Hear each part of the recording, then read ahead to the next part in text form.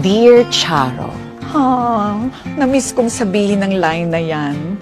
At namiss ko rin kayo. Malapit na tayong magkasama muli. Maraming magaganda at nakaka-inspire na kwentong MMK ang aming inihanda. Bagong kwento na talagang makaka-relate kayo.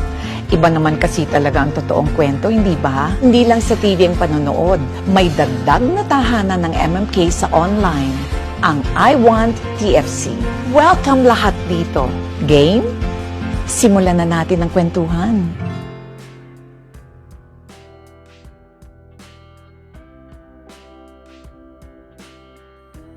Shine like the stars in the heavens. Shine, oh shine, you keep shining through. Shine, oh shine, with the light that you've given it's true.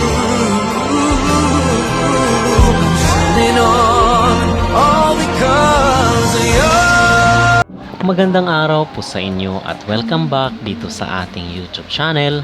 Sa video na ito ay pangalawang update na po natin kay Sofronio Vazquez at in this video ay magbibigay tayo ng mga impormasyon tungkol sa mga ganap ni Sofronio.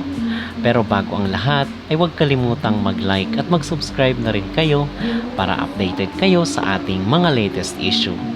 At base po sa ating mga napag-alaman at mga nakalap na impormasyon ay sa Lunes na po uuwi itong si Sofronio Vazquez pabalik sa Amerika dahil sa kanyang concert doon sa mga susunod na linggo. Okay, so yun po. At the same time, nakapag-taping na rin po itong si Sofronio dito sa MMK kasama itong si Elijah Canlas kasi obviously is makikita pa rin naman natin si Sofronio kahit ibang artista na yung gaganap ng kanyang talambuhay, yung kanyang journey hanggang sa siya ay tinanghal bilang champion dito sa The Voice USA. Okay? So yun po ang ating update. Again, sa Lunes na po babalik or tutulak pa Amerika itong si Sofronio para sa kanyang live event doon. Okay? So, huwag kalimutang mag-like at mag-subscribe kayo dito sa ating YouTube channel para kayo ay updated sa ating mga latest issue.